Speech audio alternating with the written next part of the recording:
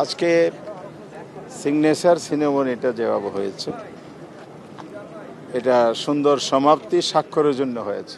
তবে ঐক্যমত্য কমিশনে যে 84টি ক্লসের উপর আমরা একমত হয়েছি, কেউ কেউ নোট অফ ডিসেন্ট দিয়েছে। সবচেয়ে ভালো হতো নোট অফ ডিসেন্ট ছাড়াই যদি সর্বসম্মত হতো। আর আজকে যে স্বাক্ষরটাই সামাজিক চুক্তি বলা হয়েছে, যদিও আইনি ভিত্তি ছাড়া সামাজিক সূত্রিতা দিয়ে আমাদের প্রত্যাশার পূর্ণতা আসবে না। এখানে একটা চ্যালেঞ্জ কিন্তু রয়ে গেল, একটা সংকট রয়ে গেছে। সেই চ্যালেঞ্জ এবং সংকটটা হচ্ছে কতটুকু বাস্তবায়ন হবে বা বাস্তবায়ন প্রক্রিয়াটা কীভাবে নির্ধারিত হবে।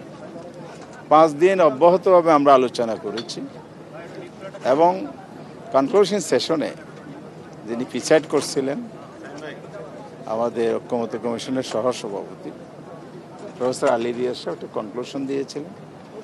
সেখানে উনি বলেছিলেন যে বাস্তবায়ন প্রক্রিয়ার উপর একটা সুপারিশমালা তৈরি হবে, এটার ঘোষণা আমরাও পাবো, সরকারের কাছেও যাবে।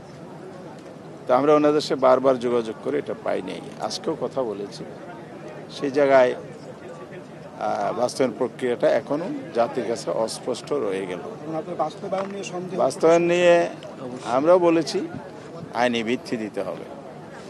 আইনি ভিত্তি যদি না দেন তাহলে এই সনদটা এবং বিপ্লবের যে উদ্দেশ্য, স্পিরিট এবং ঐক্যমত পৌঁছার জন্য যে সংস্কার, এই উদ্দেশ্যটা ব্যাহত হবে, অনিশ্চিত হয়ে পড়বে। এই জন্য আইনি প্রক্রিয়ার জন্য আমরা আগেও বলেছি একটা আদেশ জারি করতে হবে, তাহলে এই ডায়ালগ সফল হবে।